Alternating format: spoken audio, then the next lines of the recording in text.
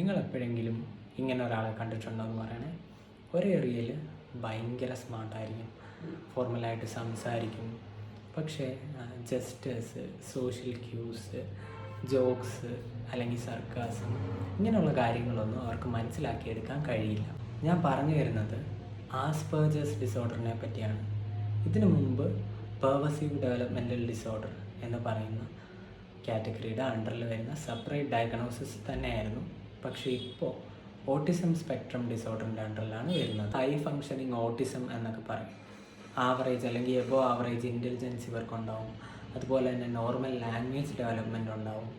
പക്ഷേ സോഷ്യൽ ഇൻട്രാക്ഷൻസിൽ പ്രശ്നം ഉണ്ടാവും. അതുപോലെ ഇമോഷൻസ് മനസ്സിലാക്കി എടുക്കുന്നതിൽ പ്രശ്നങ്ങളുണ്ടാവും. അവർക്ക് ഫ്രണ്ട്ഷിപ്പൊക്കെ വേണമെന്ന് ഭയങ്കര ആഗ്രഹം ഉണ്ടായിരിക്കും. പക്ഷേ സോഷ്യൽ സിഗ്നൽസ് ഒന്നും അവർക്ക് മനസ്സിലാക്കാൻ പറ്റാത്തതുകൊണ്ട് ഫ്രണ്ട്ഷിപ്പൊക്കെ ഫോം ചെയ്യുന്നത് ടിപ്പിക്കലി കുറവാണ്. നമ്മളുടെ ഐ കോണ്ടാക്റ്റ് ആണെങ്കിലും ടോൺ ഓഫ് വോയിസ് ഒക്കെ ആണെങ്കിലും ബോഡി ലാംഗ്വേജ് ആണെങ്കിലും ഹ്യൂമേഴ്സ് ആണെങ്കിലും ഒക്കെ അവർക്ക് ഭയങ്കര കൺഫ്യൂസിങ് ആയിരിക്കും. റെസ്ട്രിക്റ്റഡ് ആൻഡ് റെപ്പറ്റേറ്റീവ് ബിഹേവിയേഴ്സ് എന്ന് പറയുന്നത് ഇവരുടെ പ്രോമിനൻ്റ് ആയിട്ടുള്ളൊരു ക്രൈറ്റീരിയ ആണ്. ഇപ്പോൾ ആസ്പെർജേഴ്സ് ഉള്ള ഒരു കുട്ടിക്ക് നാരോ ആയിട്ടുള്ള ഇൻട്രസ്റ്റ് ആയിരിക്കും ഉണ്ടാവുക, പക്ഷേ അത് ഇൻറ്റൻസ് ആയിരിക്കും.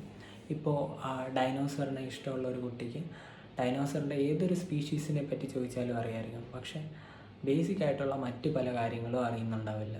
പിന്നീടുള്ള വലിയൊരു കാര്യമാണ് റെസിസ്റ്റൻസ് ടു ചേഞ്ച്. ഇപ്പോൾ എന്നും അവർ ഒരു പ്ലേറ്റിൽ നിന്നാണ് ഫുഡ് കഴിക്കുന്നതെങ്കിൽ ഒരു ദിവസം പ്ലേറ്റ് മാറ്റി കൊടുത്തു കഴിഞ്ഞാൽ അവർ ഫുഡ് കഴിക്കാനായിട്ട് റെഫ്യൂസ് ചെയ്യും. അതുപോലെ തന്നെ ക്ലാസ്സിലെ സീറ്റിംഗ് അറേഞ്ച്മെൻറ്റ് പെട്ടെന്ന് ടീച്ചർ മാറ്റുവാണെങ്കിൽ ആ കുട്ടിക്ക് അതുമായിട്ട് അഡാപ്റ്റ് ആവാൻ നല്ല ടൈം എടുക്കും. റെപ്പറ്റേറ്റീവ് മൂവ്മെൻറ്റ്സിന് ഒരു എക്സാമ്പിൾ പറയുകയാണെങ്കിൽ ടൈലിട്ട ഫ്ലോറിൽ ഒരേ ഒരു പാറ്റേണിൽ ഒരേ ലൈനിൽ ഇങ്ങനെ നടക്കും. അങ്ങനെയുള്ള ചില ബിഹേവിയേഴ്സ് ഉണ്ട്.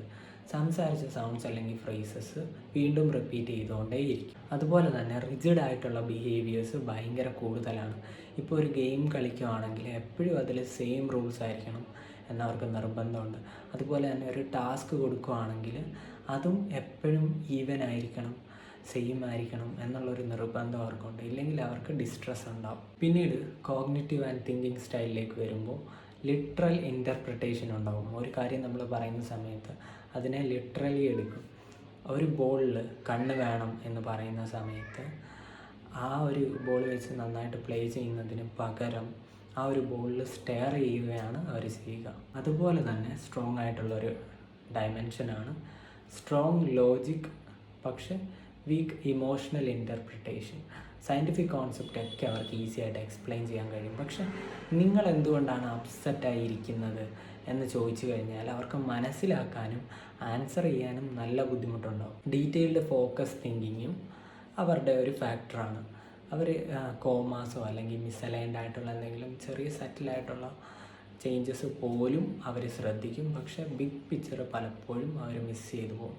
അതുപോലെ തന്നെ ഒരു കോൺവെർസേഷനിൽ സമ്മറൈസ് ചെയ്യുന്നതിന് പകരം അവർ കൂടുതൽ കാര്യങ്ങൾ എക്സ്പ്ലെയിൻ ചെയ്യാനാണ് ശ്രമിക്കുക. അതുപോലെ തന്നെ ഇവരുടെ സെൻസറി സെൻസിറ്റിവിറ്റീസ് ഒക്കെ കുറച്ച് ഡിഫറെൻ്റ് ആയിരിക്കും.